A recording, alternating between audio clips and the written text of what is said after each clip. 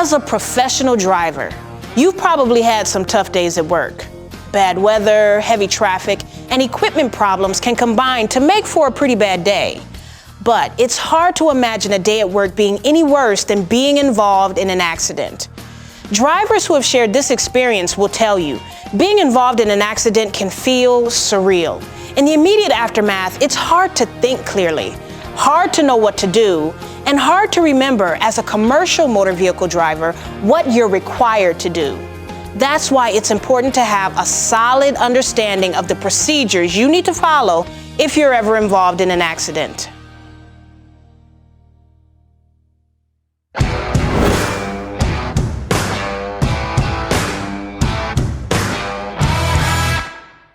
According to the Federal Motor Carrier Safety Administration, or FMCSA, an accident is any occurrence that involves a fatality, causes an injury serious enough to require immediate medical treatment away from the scene, or requires a vehicle to be towed from the scene.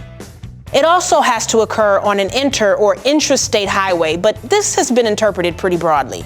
In general, you can think of accidents as crashes that occur on any type of roadway, no matter how severe. An easy way to remember these three parts of the FMCSA's definition is hearse, nurse, and tow. When you're involved in an accident, there are specific steps you must follow at the scene. Stop immediately. Set out warning devices to help prevent additional accidents. Check for injuries. Contact law enforcement, document the incident, and notify your company.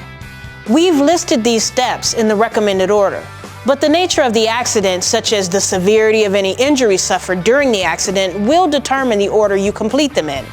And while you may end up doing the steps in a slightly different order, the important thing is that they all need to be done.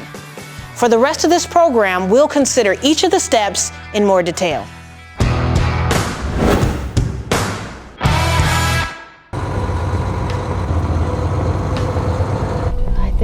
Once we get out of here, then if we take a left, I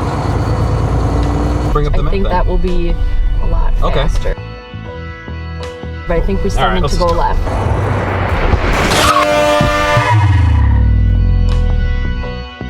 If you're involved in an accident, the first thing you need to do is stop immediately. Not only is this the right thing to do, it's the law. If you don't stop, you could be ticketed, fined, or even jailed. What's even worse, leaving the scene of an accident could cost you your job. Get your truck as far off the road as you can, unless doing so will increase the danger, cause additional damage, or inflict injury to you or anyone else at the accident scene. It's imperative that you act quickly to help get the scene under control and prevent a bad situation from getting worse. Under the regulations, you have 10 minutes to set out emergency warning devices, such as triangles, fuses, or flares. These devices are absolutely necessary to warn approaching drivers of the accident. There are 3 types of standard warning devices: a set of 3 bi-directional triangles, a set of 6 fuses that each has 30 minutes of burn time, or a set of 3 liquid flares with at least 60 minutes of burn time. Certain types of hazardous loads only allow bi-directional triangles to be used, so check with your company to understand its policy regarding specific cargo. If you're using bi-directional triangles, walk toward oncoming traffic holding an assembled triangle in front of you for maximum visibility. If you have a reflective vest, wear it to make sure traffic sees you.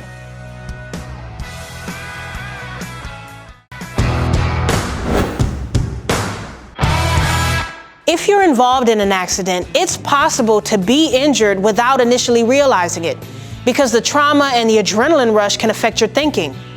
That's why it's important to take a moment and a deep breath to calm yourself, get control of your emotions, determine if you're hurt, and plan your next steps. While checking for injuries is usually done third, circumstances may require this to become a higher priority. In fact, the law says that if you're involved in an accident and individuals are injured, you must provide reasonable assistance. At a minimum, reasonable assistance means calling for medical help if help is not already on scene, and if necessary, keeping any injured persons warm and dry. However, you should never move an injured person unless they're in immediate danger of additional injury and you have no other option. If you're trained in first aid, you can administer treatment, but don't attempt anything beyond the most basic care if you don't have the proper training to do so. And as soon as a qualified responder like an EMT arrives, step aside and let them do their work.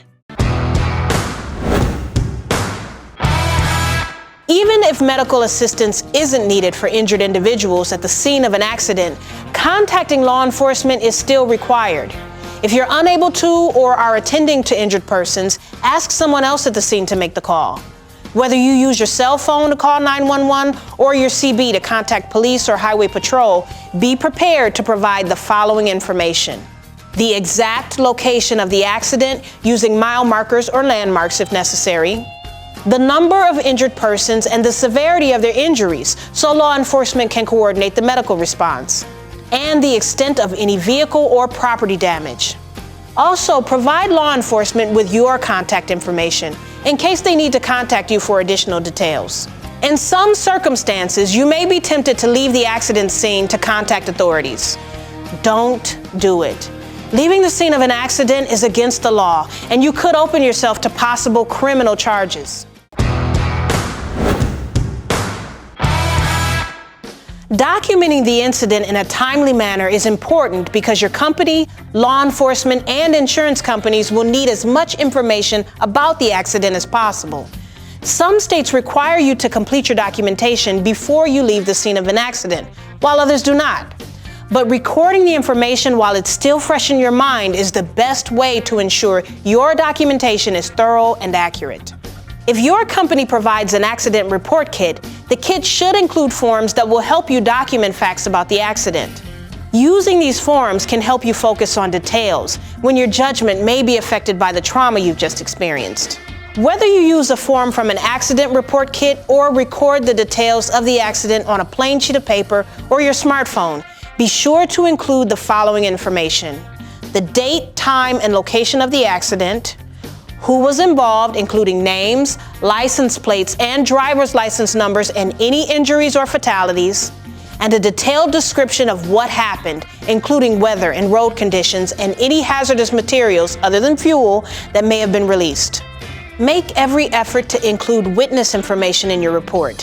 Things like first and last names with correct spelling and contact information like phone numbers, street addresses, and email addresses. An accident is not only a stressful event in your life, but it can have a significant impact on your company as well. So it's critical you contact your company and provide them with key information regarding the accident. Provide them with the same facts you included in your on-scene documentation. And if your company has any additional policies regarding accident procedures, be sure to follow those as well. Finally, follow any instructions your company may give you about what to do next. One of the most important reasons for the driver to keep us informed when there's an accident is so that we can contact the customer and let them know about any delays, and also so we can contact the insurance company. And the sooner the insurance company can get on and take care of these things, the faster everything can get resolved for everybody. After you've completed all of these steps, it's a good idea to perform a mental review. Have you gathered as much detail about the accident as you could? Take time to gather your thoughts and ask yourself, am I physically and mentally ready to get back on the road? If the answer is yes, complete an inspection of your truck to ensure it's ready to get back on the road as well. Remember, you may be required to take a DOT post-accident alcohol or drug test, so don't drink anything containing alcohol for at least 8 hours after the crash or until after you've completed the post-accident test. And remember, the drug test may be administered up to 32 hours after the accident. Even if there are no injuries and the damage to your truck or other vehicles is minimal, being involved in an accident can be disorienting and stressful. It's an event you hope never happens, but one you must be prepared for. Knowing and following the steps we've discussed here will allow you to react professionally, quickly, and within the law if you're ever involved in an accident.